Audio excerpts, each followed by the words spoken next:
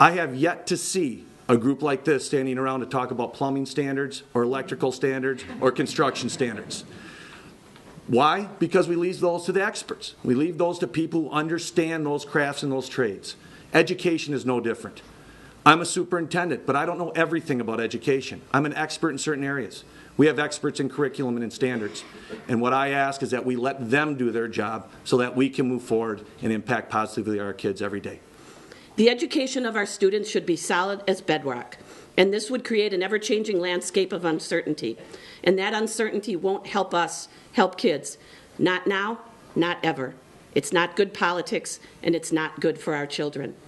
Our community, in fact, our very state and nation, depends on a great public education. Most importantly, our parents, our business community, and the citizens we represent expect that we will prepare students for college and careers. Our students deserve our best.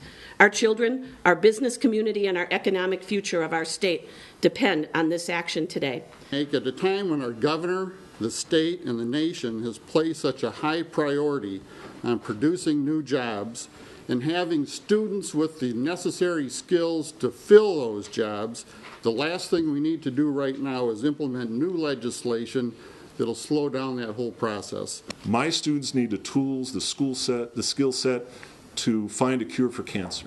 It's my students that have to figure out how to solve the energy crisis that's looming down the road. My students need the skill set to succeed at jobs that don't even exist yet.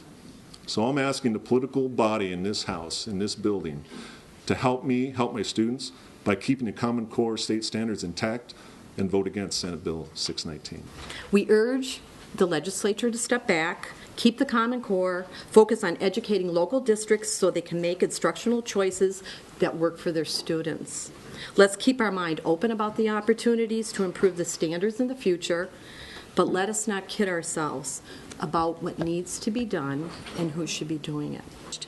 Common Core will build the framework for early identification for the children that learn different with early standards. It will provide the ramp into areas of learning that aren't currently being accessed and will provide our educators a so-called playbook. Frederick Douglass said, "It's easier to build strong children than repair broken men." Now is our time to build.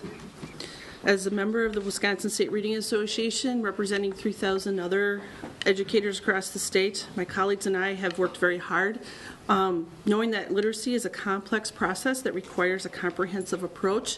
We believe that the Common Core standards provide the guidelines for this approach. The Common Core, as I said, is not radical, but it is more rigorous, and it asks students to make sense of mathematics in a way that we have traditionally not asked them to make sense.